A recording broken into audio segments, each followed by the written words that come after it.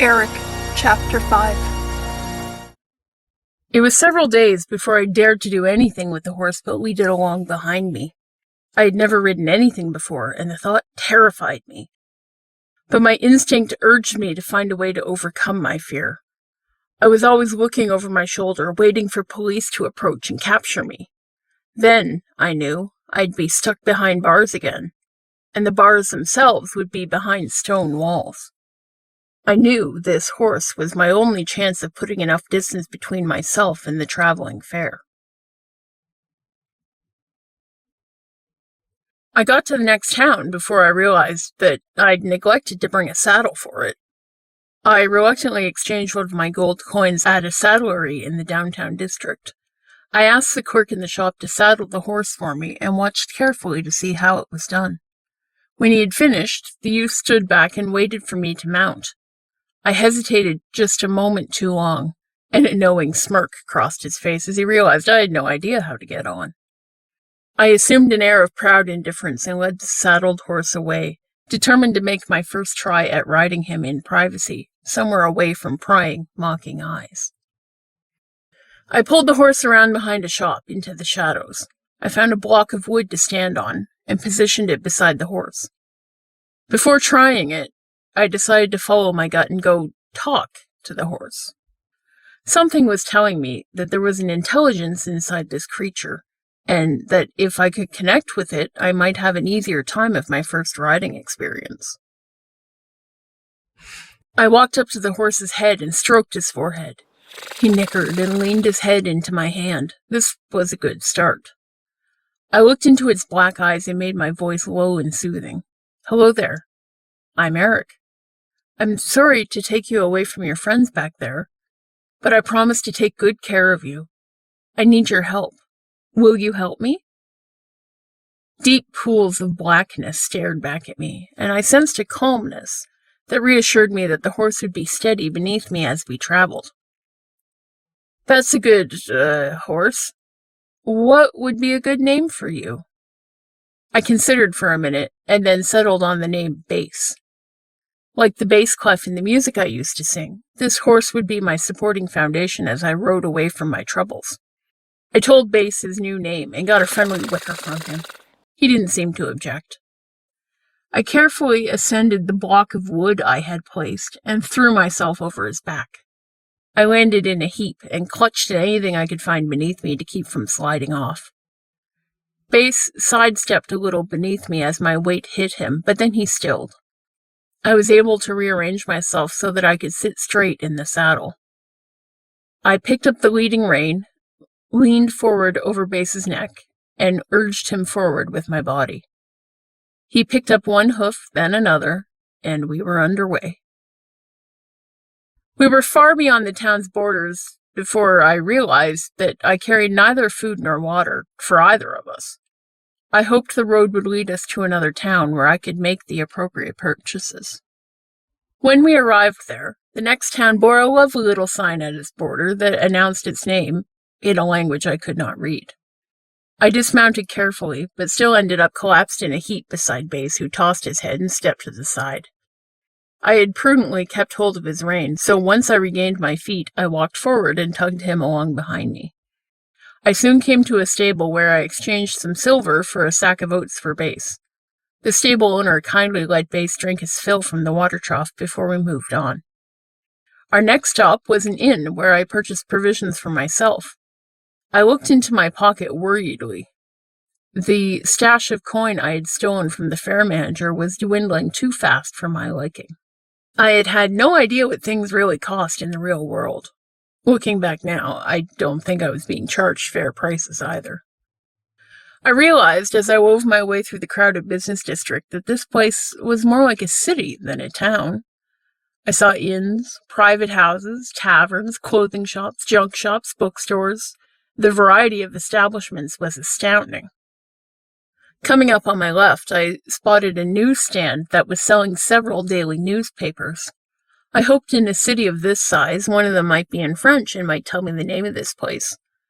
I got lucky. The first paper I spotted was titled Le Miroir de Constantinople.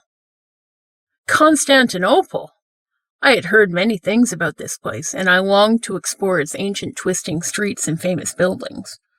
I looked eagerly around me, trying to match the cityscape that met my eyes with the things I had heard about it. What I saw instead was a pair of uniformed police officers working their way down the street, asking citizens a question that referred to the poster one of them held in his hand. On the poster, upside down though it was, I could see a sketch of a wild-haired lad. With a mask covering the right side of his face, they were looking for me! I looked around me and moved quickly away from the officers. The street led downhill, and soon I found myself beside the water. At the first boat docked at the quay, an intoxicated man sat at a little table on which a sign advertised passage to Rees. I wasn't sure where that was, but it had to be safer than here. I gave him 3 gold pieces to ensure passage for myself and Base.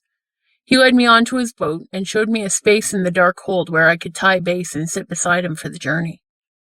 I got Base tied securely to the bar, then turned to shake hands with the man I had paid.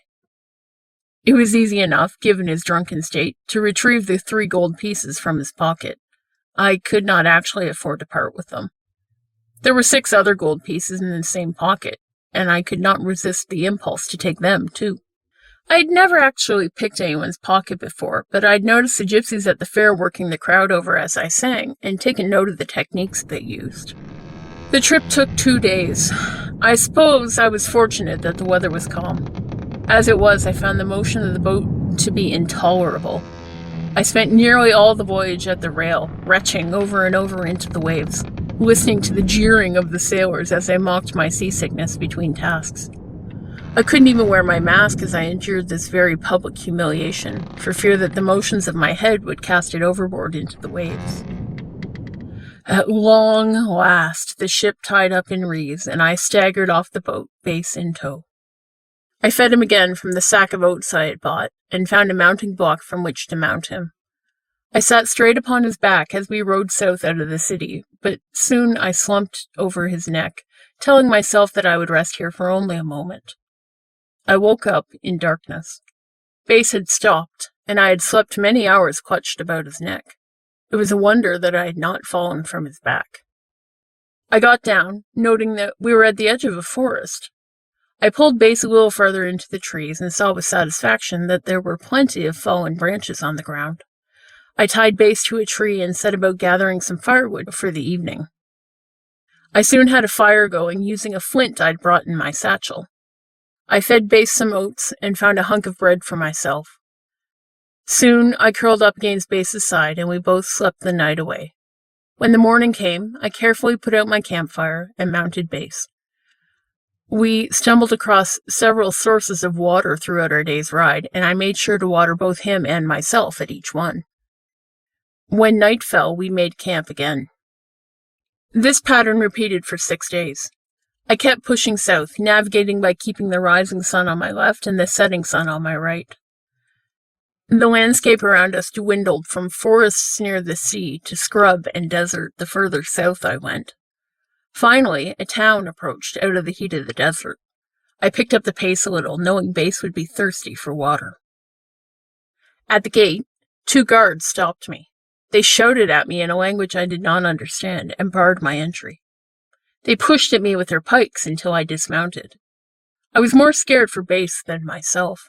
He had carried me a great distance, and I did not want to see him stabbed with a careless pike as his reward. The guards seized me and dragged me into the guardhouse for further questioning. I turned to see that Base was taken care of. Another guard approached and took him away. My protest was cut short as I entered the guardhouse and was roughly shoved into a chair. Questions were fired at me in a foreign language, questions to which I could not begin to know how to respond. I looked in bewilderment from one hostile face to the next, trying desperately to infer from their intonation and body language what the strange words meant. I figured one of their questions had to be, quote, "Who are you?" It was what any human asked another when they just met, wasn't it? So I took a chance and said, "I am Erik," and pointed to myself. My statement in French seemed to clear 1 or 2 things up for them. They delegated a junior guard who approached and asked me, in clear but accented French, "You are Erik, monsieur? Where do you come from?"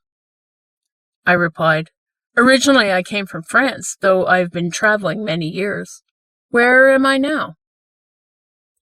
"You are in Persia, monsieur. This is the town of Koi.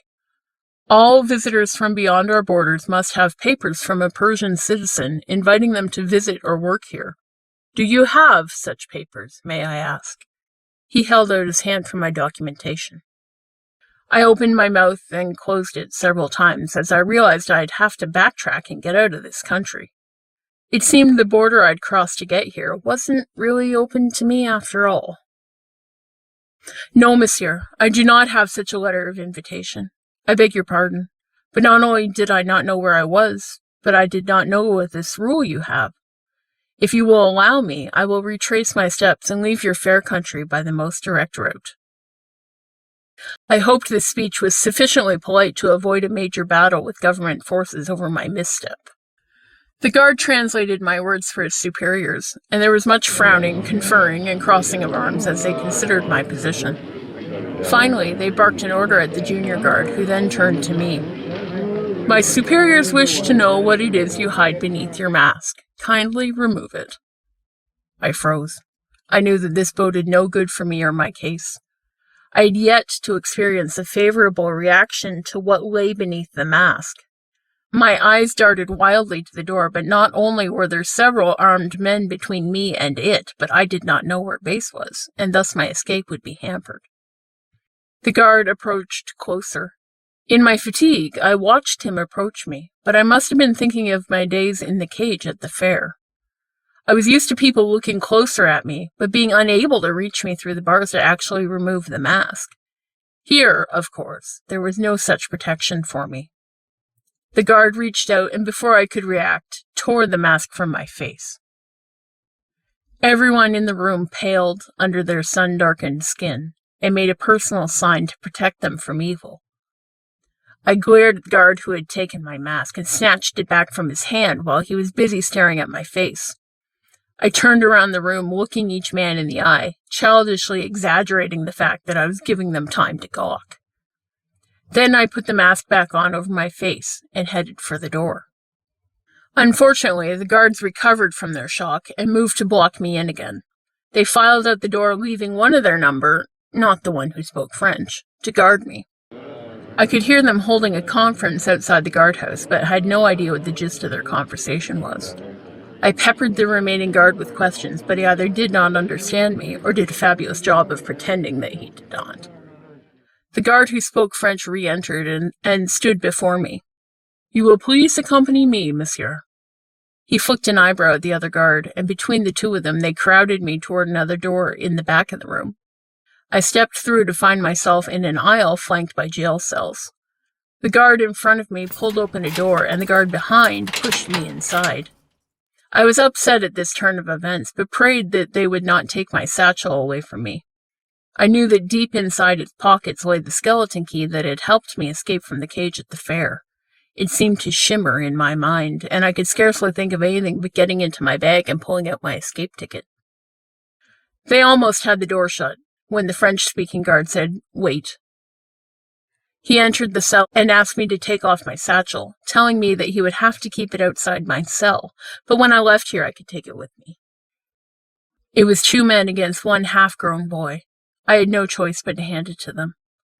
True to their word, they hung it from a nail on the opposite wall from my cell, and then left me to spend the night in the dark. In the morning, I awoke with a start as a haunting call echoed over the town. I was later to learn that this was a Muslim's daily call to prayer.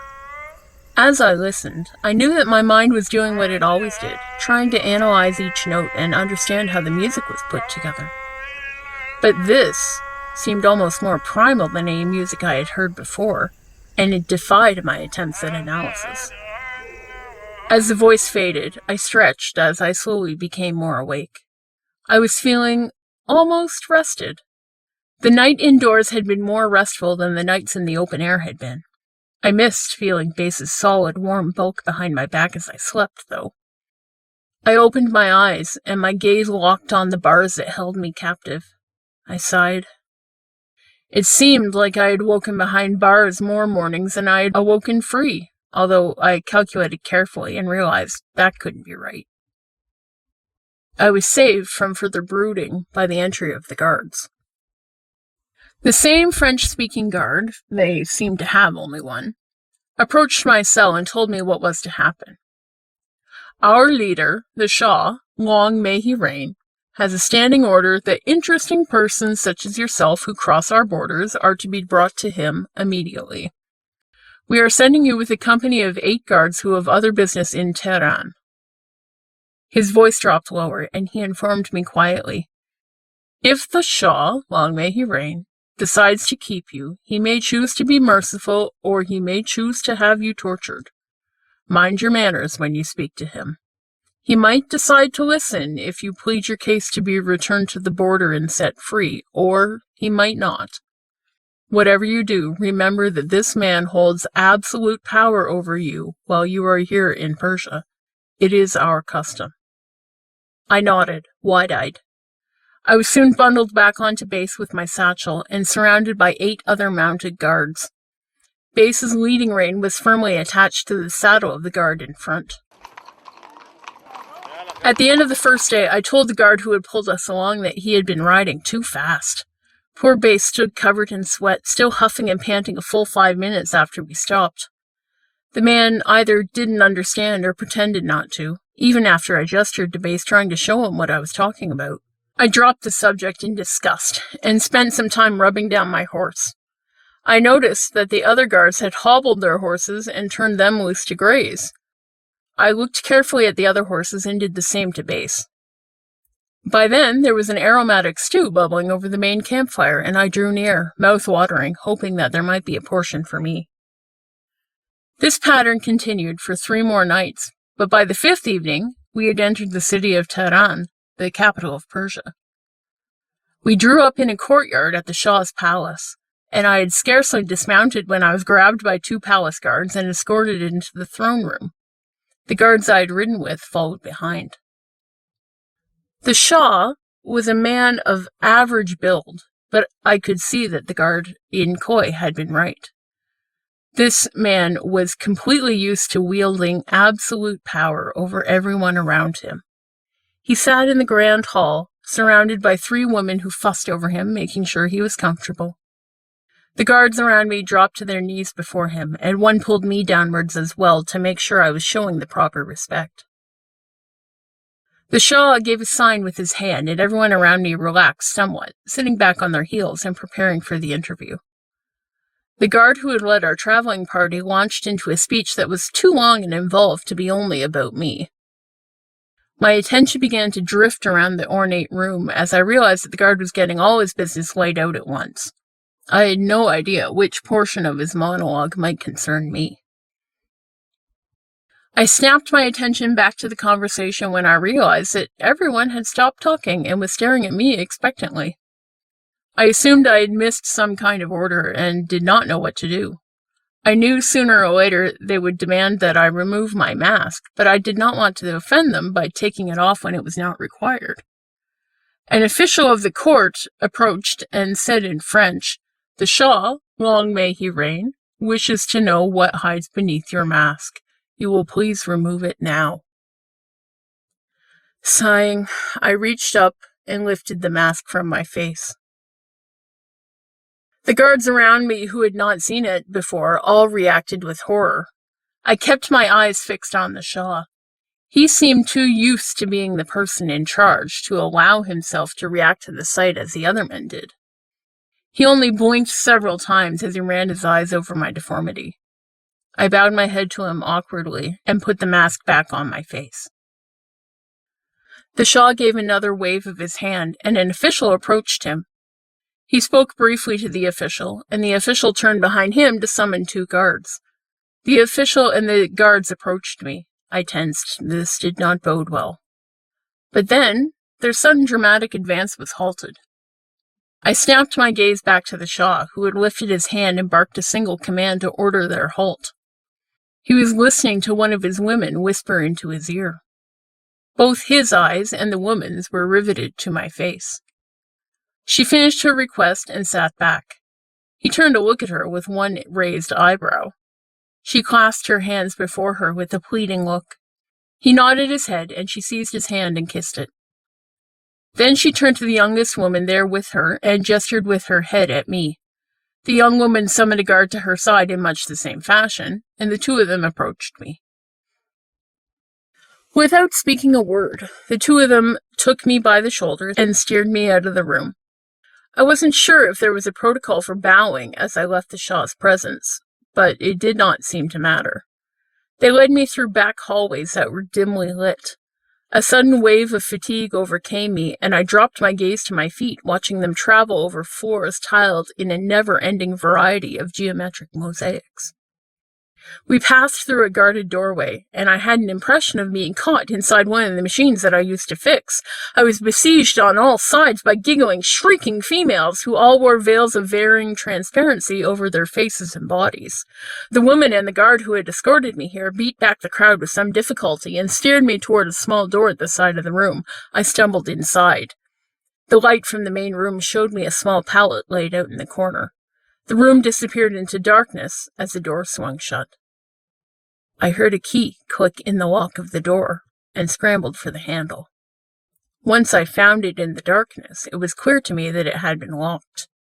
I dropped my hand from the handle, remembering the chaos on the other side of the door, and retreated to the pallet. I was probably better off in here than out there. I removed my shirt and my mask, and moved my hands over the pallet until I found a blanket folded neatly at the foot of it. I pulled this up over myself and curled myself into a ball. I considered for a moment, then groped for my satchel and removed my stuffed monkey. Then I fell asleep almost instantly, with it folded into my arms. The next morning, I awoke to the same call that had echoed through Khoi. It seemed to be the same strange words, but I thought I could pinpoint some differences. Maybe it was just the fact that the voice belonged to a different man. I sensed people on the other side of the door shifting in a mass exodus, but no one seemed to be coming to my door to get me. Shrugging, I turned over and fell back to sleep. I awoke some time later to the scrape of the key in the door. I grabbed for my mask and had it in place before the door swung open. I grabbed my shirt next and got myself looking decent in record time. On the other side of the door was a woman who had escorted me here last night. I saw veiled faces clustered behind her as all the women I had seen last night peered in at me. She gestured to her side, and a young girl stepped nervously forward. It was soon clear that she was my designated interpreter, for she said in French, "Bonjour, monsieur. My name is Miriam. I am the only one who speaks French, so I am to make you acquainted with our life here." She said all this without meeting my eyes. I looked around at the assembled women before me. Veiled eyes looked back at me expectantly. I had no idea what I could or should say in a situation like this, so I merely nodded my head and stood back, awaiting further developments. The woman who had escorted me here gave a brusque command. Helpless, I looked at Miriam for a translation. She came to my rescue. "This is Khadija. She is the Shah's, long may he reign, third wife. Her word is law here in the harem, but she can be overruled by the second and first wives. She commands that you remove your mask." I snapped my head toward Khadija, who was still waiting expectantly. She had seen my unmasked face the night before. I was astonished that she would want me to expose my face in front of a room full of young women. To me, it seemed a little like taking a lit torch into a powder magazine. They would be sure to explode into fits of screaming, crying, and fainting. I raised my visible eyebrow to her as I raised my hand to my mask. Her look of imperious command didn't alter, so I shrugged, grasped my mask, and pulled it off my head. The chaos that I expected from this action exploded around me. However, Khadija quelled it with one quick motion of her hand. I noticed that several of the younger women, although they silenced themselves when commanded, still were shaking and seeking comfort in their friends' arms after having seen my face. Khadija turned to the women and gave a short speech. Miriam translated in my ear as I replaced my mask. "She says that you are going to be the harem servant from now on. We are to keep ourselves modest when you are in the room. She reminds us that it is woman's duty to not lead men into sin. Khadija finished speaking to the assembled women, and they began to disperse into the main room. Miriam continued. That's why she made you show your face, monsieur. She does not want any of us women to fall in love with you. We are here, kept warm and fed in the palace for one reason only, to serve the Shah, long may he reign. If we are caught with another man, it means death for both of us. Khadija turned to me and spoke again. I waited for Miriam to catch up. What followed was a list of duties that made my head spin. I was to start each day by bringing water to each lady, starting with the highest ranking and working my way down the list. Fortunately, the little cells off the main room were arranged hierarchically, so that the most important lady occupied the cell to the left of the entrance, and the next most important had the cell beside her, and so on.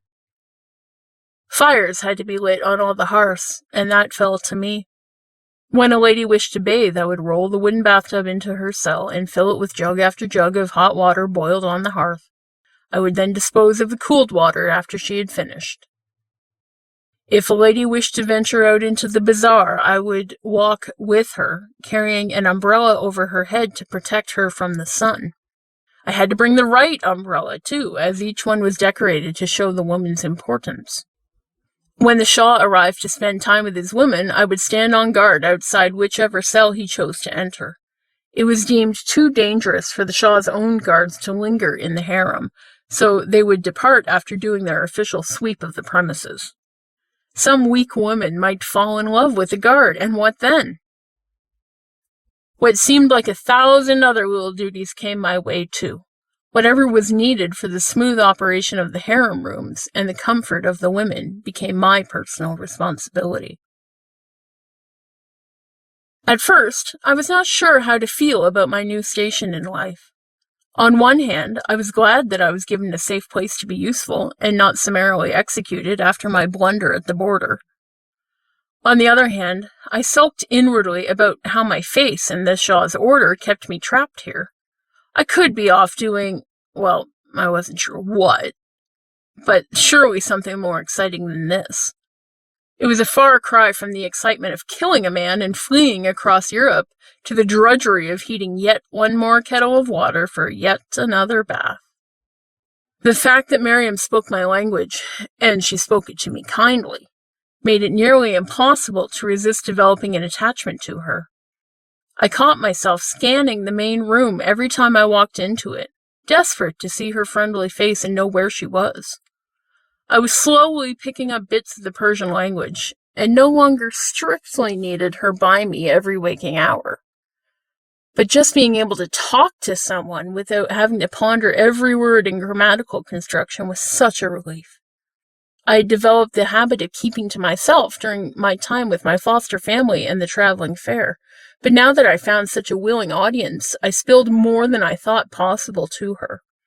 We spent nearly every afternoon discussing something, generally something she had read in the palace library. I became nearly as familiar with those works as she was, and I had the added benefit of her translating them from the languages they were written in. Together, we devoured and discussed works on philosophy, medicine, religion, botany, geology, and many other subjects. She seemed to fancy herself my teacher, and set out to fill in many of the gaps that my lack of formal schooling had left me with. Sometimes in the afternoons, when no baths were required and no one wanted to go to the market, I took Miriam to the stables to visit Base. He was quite comfortable in the Shah's accommodations, and was growing steadily fatter since I could not ride him every day. I would tell the grooms that Miriam wanted to ride, and help her get into the saddle. We would amble away from the palace, me leading Base by his bridle, and her holding the reins with one hand and her parasol with the other. Her favorite route was along the street that followed the city walls of Tehran. We knew better than to try to exit the gates, knowing that this would be reported to the palace immediately. As we got to the side of the city where we were less likely to be seen by anyone that mattered, Miriam would give me a hand up and I would swing myself onto Base behind her, reaching around her waist to grab the reins and coax him into a trot or even a gallop. I lived for those moments of feeling the wind in my hair and holding a beautiful girl in the closest thing to an embrace that I could contrive. We would gallop back and forth along the walls until I felt I could no longer safely concentrate on both the horse and the girl between my arms. Then I would dismount and begin the trek back to the palace, leading Base and Miriam behind me. On our rides and in the palace, I tried often to learn more about her. She was quickly becoming my favorite object of study. I posed innocent-seeming questions and then stored away every bit of information she would deign to give me. She was the daughter of a French trader and a Persian woman. Her mixed heritage would probably keep her from ever being a first wife, so she had been brought to the palace. Her French-speaking skills had allowed her acceptance into the harem. Fatima, the Shah's second wife, valued intelligence above beauty, and sought to fill the harem with women who possessed different skills. Since the age of 8, Miriam had been in the palace watching and learning from the women around her. She was now 14, around the same age as me. Her greatest joy was to spend time in the palace's library, devouring works by authors from around the world. Besides French and Persian, she also knew English, Italian, and Turkish. My unexpected arrival had granted her some status among the women, as she was the only one who could translate my French into Persian. The other inmate of the harem was a tame monkey, owned by the Shah's first wife, Aisha. I spent a portion of my day caring for it as I did everyone else. I always felt calmer when I was with the monkey. Its antics cheered me up. I felt sometimes that we shared a sense of being nearly human. I was experiencing bouts of depression sometimes. Every time I caught myself thinking about how pleasurable it would be to spend time alone with a woman, I would remember my damned face and remember that it was impossible. Even if the women among whom I lived were not completely forbidden to me, I would still not have been able to pursue them while looking like this. The monkey helped me calm down and center myself as I observed him frolicking and being happy, despite the fact that he was not human. Miriam must have noticed my friendship with the monkey, for at the end of December she presented me with a music box that had the figure of the monkey with the symbols on top. I was astonished. I had never received a Christmas gift in my life, and here I had received one from someone who did not even celebrate the occasion. She'd also had to figure out the difference between her Islamic calendar and my Gregorian one, in order to know when to present the gift. It had been no small effort on her part, even though she tried to make light of it. I wound it up and listened to the melody, then opened the cover and inspected the works. This was the first music box I had ever held in my hands, and the precision of the gears and springs that made the music was extremely satisfying to watch. I thanked her sincerely and watched her smile to know how much I liked the gift. I kept that box for many years, although I do not have it now. A year passed. I always count my birthday as the first day of summer, as I have no idea when my actual birthday is. Living in Persia presented another complication to calculating my age, as it took me a while to get the hang of converting between the calendars. In what I calculated was my 15th summer, my life changed once more. That was the summer that Miriam fulfilled her purpose.